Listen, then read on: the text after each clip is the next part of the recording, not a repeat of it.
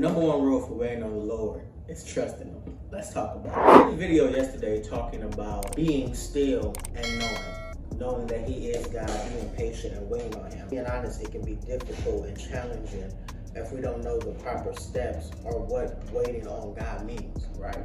Because we do understand that God's ways is not our ways, His thoughts are not our thoughts. There's a scripture in the Bible, Proverbs 3:6, that says, "Trust in the Lord with all thy heart. Lean not to thy own understanding, and in all thy ways acknowledge Him." I feel like the number one key to waiting on Him is trusting Him. The only problem sometimes we have with waiting is wanting to take matters into our own hands. Sometimes when you're trying to take matters into your own hands and you're trying to make a way for yourself, how we end up doing more harm than good. Because the truth of the matter is, when you can see something working, it's really not that hard to keep doing it.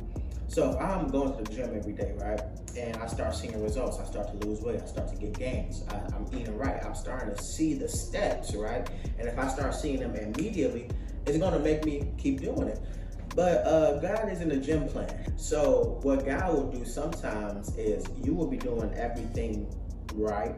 You'll be praying, you'll be reading your word, treating people right, applying the scriptures to your life, and you'll be in the exact same position for a while, and you won't see any momentum, you won't see any growth, you won't see any change in your life, and you'll start wondering, God, what am I doing? Tell me what I'm supposed to be doing. And God will keep telling you Psalms 46:10, be still. And being still when you don't see any movement is very challenging. We are humans, so we are driven by success, most of us. We are driven by a reaction. We're driven by, okay, I did this happened, I took the matter into my own hands, and I know that sounds so good, it's so motivational, but the truth of the matter is your life is not your own. Once you have been converted to a believer, once you have been transformed by the renewing of your mind, your life no longer belongs to you. Now you are property of Christ. And once you're property of Christ, here's the harsh truth. You move at His pace. You move when He tells you to move. Don't move when you feel like, you know what, I had a feeling that this is what I'm supposed to be doing. You can have all the feelings in the world and it still not be God's will. You can feel like you're supposed to be doing this. You can feel like you're over here. You can feel like you're gifted in this area, and you can be gifted in a certain area, and that still not be God's purpose and will for your life. That's why it's so important to seek God. Go in the extra step. Go and beyond the initial prayer. Go and beyond just reading your word. Seeking Him. I talked about it in my last video. Humbling yourself, seeking, turning, right? Seeking Him. What is your will for my life? What is your plan for my life? And I have been struggling with this myself, and that's why I felt like it was so important to talk about it, because being still is challenging.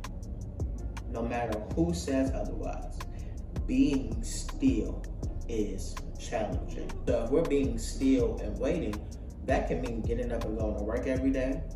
That can mean doing our exact same routine. Being still means doing the same thing that you're doing. You can be on your same job, you can be doing your same routine, and God will say, this is what you're supposed to be doing right now. Just keep doing that. Keep seeking me. Keep waiting on me. And we understand that what comes with waiting is God will renew your strength. Those that wait on the Lord shall be renewed in strength, right?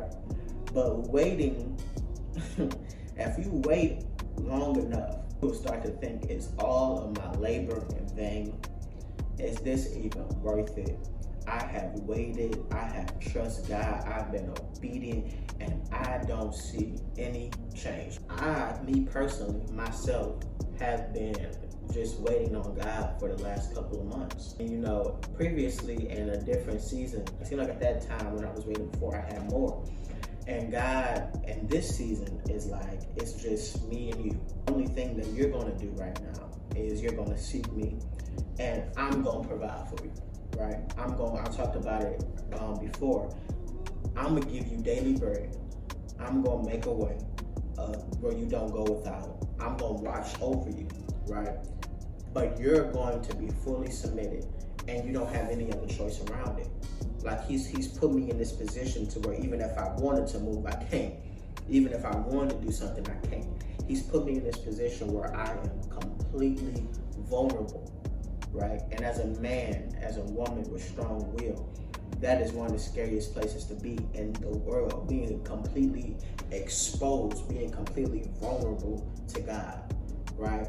But what does it do? It humbles you. Being completely submitted to God, being completely vulnerable, it humbles you. All of this process of God is just building you into your purpose. So God will humble you. God will make you vulnerable. God will take away things that you had. He'll take away. And it's not a punishment, but it's so he can exalt you. It's going to take some time for him to shape you and mold you. And you may have think, God, I have been shaped and molded. I promise I got it yet. But he still has to get those things out of you to make you who you are supposed to be. The thing with David, they were training David to be a king. Everybody else was being trained to be in the war, to be a soldier, right? Everybody else was training to be soldiers. Everybody else was going to battle. Everybody else was going to be soldiers. God was training David to be the king. Your process looks different because your destiny is different. You're wondering why certain people who have done less than you, certain people who you know are not on the same level as you, who hasn't prayed as hard as you pray, who hasn't given, who hasn't been consistent like you've been consistent, who hasn't been, faithful like you've been faithful, who hasn't had the heart like you had. You're wondering why they're getting blessed. You're wondering why their path is different. Stop worrying about the next person because their path is different, because their destiny is different. A lot of those people's destiny, they're in it right now. That's where they're going to be. But when God has shaped you and called you and molded you to be different, molded you to be more, he's going to take you through more. Who much is given, much is required. So your path is so hard. Your path is so strenuous. You've been through so many things. You've seen so much things at your time because he's training you to be a king. He's not training you to be a soldier. See, your destiny is going to be greater than you can even imagine. As far as the heavens is from the earth, that's how higher I think of you. We think that we have a purpose and we think that we're going to do great things. I know it. Imagine how much more God thinks of us. Imagine how much more God thinks of us. Imagine how much more our destiny is, but it all comes from waiting. And the number one rule for waiting is trust. The reason it's hard for us to wait is because we haven't fully trusted God. And here's the thing. I've been in seasons where I have trusted God. My whole life I've trusted God to provide. My whole life I've trusted God to work out everything in my life. This I can say fully, wholeheartedly. This is the very first time in my life where I have to completely trust and lean and depend on God. Only way it's going to happen is by God. And I'm at the point where I have to completely trust in him. Trust in him for my finances, trust in him for my life, for the maintenance of my life, and for the growth in my next season and where he's taking me. The number one rule to waiting on God is trusting in the Lord. Because if you trust him and if you let him work, he's going to do the unthinkable. He's going to do more than you ever imagined, more than you ever expected. And you can't despise the day of small beginnings. Because the day of small beginnings, if you be faithful over the few things, God's going to make you master and ruler over many. God can make you, it can seem like God is taking a detour in your life, right? And you can have that path set in your own mind. Oh, God, I'm going to do this, that, and I'm going to be great. God can be like, oh, okay, yeah, that sounds cute. But you're really going to do this and that, and this and that, and this and that, and then I'm going to take you far beyond that. You could be one relationship, meeting one person, one step away from what God has for you. And you can squander it by not trusting him and taking matters in your own hand. Because here's the thing, God will allow you to go against his will. You will think because it was allowed that it's God's will. You will think because it worked out, it was God's will. That very thing will crumble right in front of you because you thought this was God's will because God didn't stop it. You will have to come back and still do his will. So my friends, trust in the Lord. Listen, I'm like John said, I am your brother in tribulation. We are going through this thing together.